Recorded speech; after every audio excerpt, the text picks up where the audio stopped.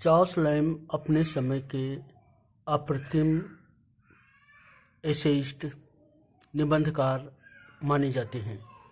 Charles lamb romantic period के, जब Wordsworth थे, कोलरिज थे, उस समय के निबंधकार हैं और अंग्रेजी साहित्य के अप्रतिम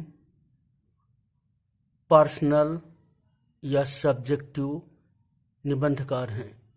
चार्ल्स लैम के निबंधों में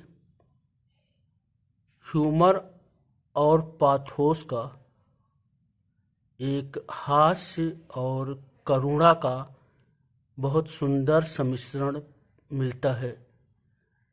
चार्ल्स लैम की कृतियों के बारे में आए हम आज थोड़ा और अध्ययन करें।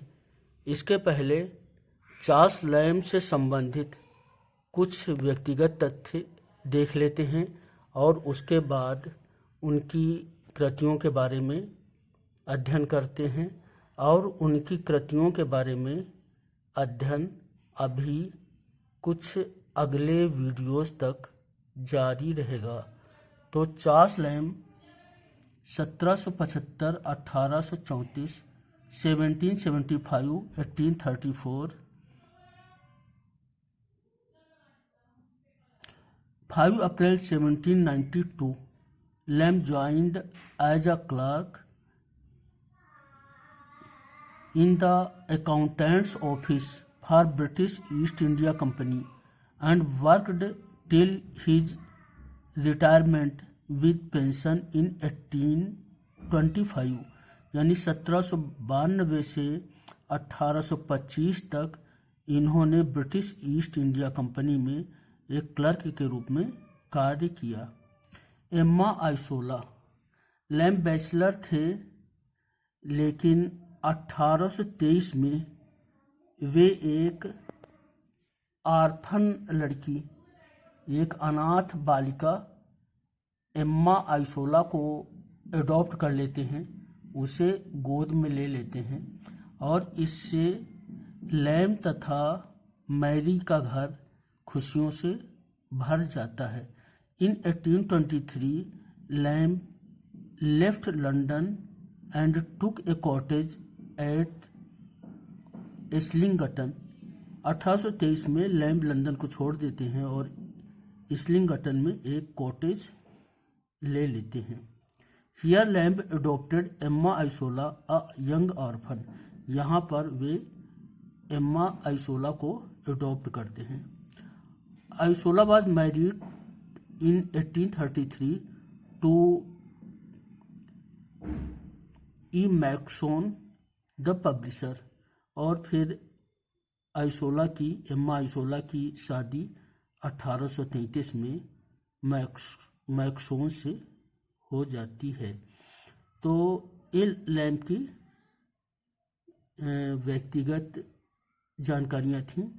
अब लैम के वर्क्स पे आते हैं और ये लैम का सबसे महत्वपूर्ण भाग है, महत्वपूर्ण हिस्सा है लैम के अध्ययन का।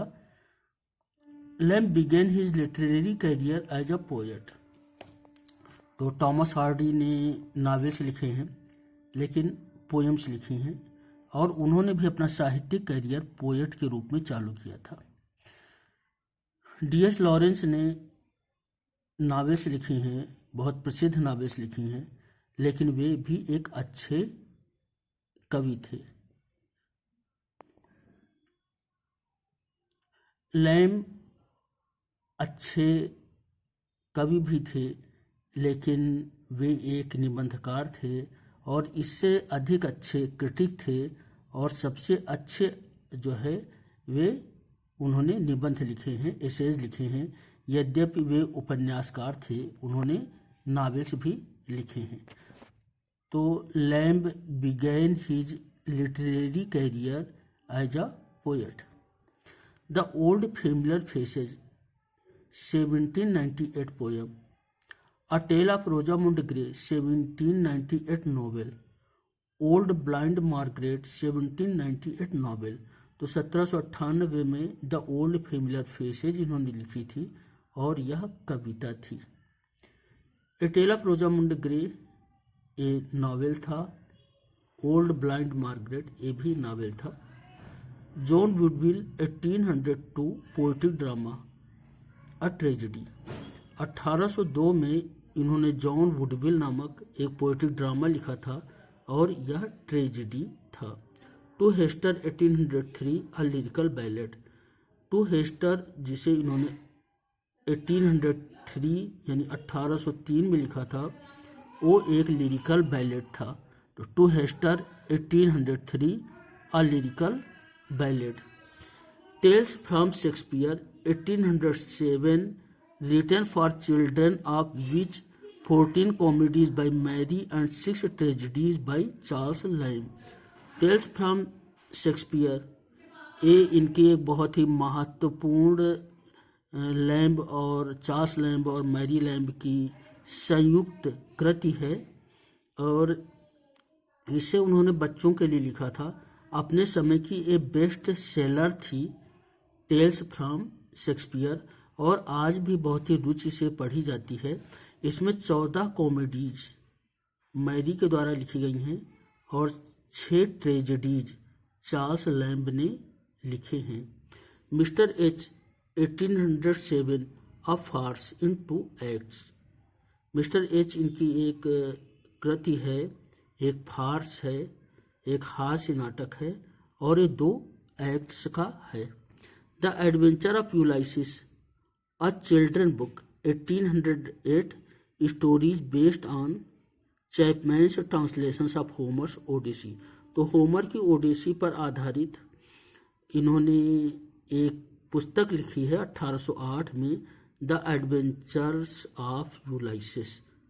The adventures of Ulysses a children book, ये बच्चों के लिए जो ओडिसी था उस पर आधारित एक पुस्तक है और इसका जो ओडिसी का ट्रांसलेशन है ये चैपमैन के ट्रांसलेशन पर आधारित है। ओडिसी होमर की सुप्रसिद्ध रचना है। The adventures of Ulysses a children book 1808।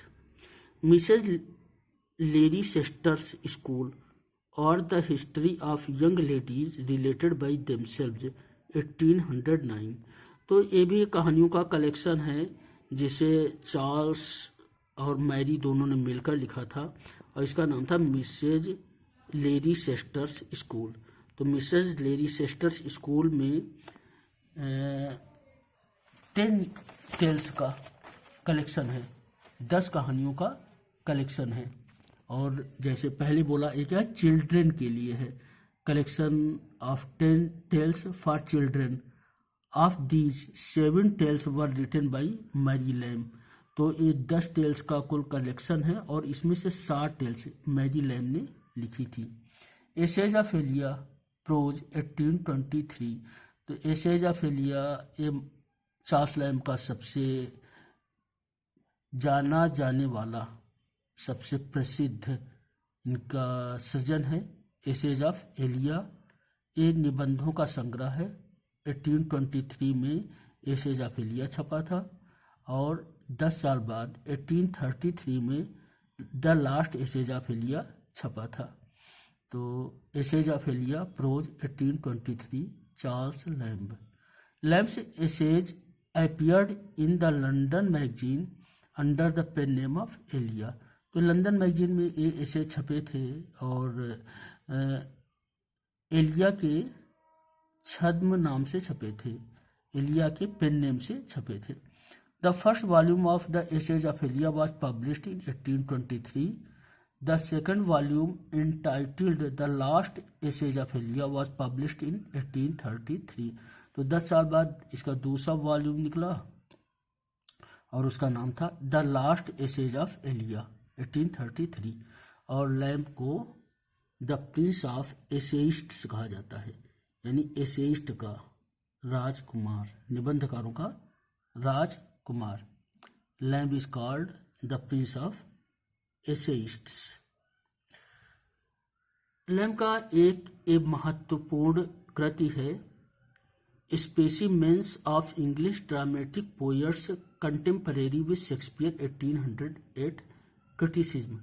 Specimen of English dramatic poets contemporary with Shakespeare. अब शेक्सपियर के समय बहुत सारे ड्रामेटिस्ट थे जो शेक्सपियर की आभा मंडल में खो गए थे। उन ड्रामेटिस्ट की तरफ लोगों का ध्यान कम गया था, तो उन ड्रामेटिस्ट के बारे में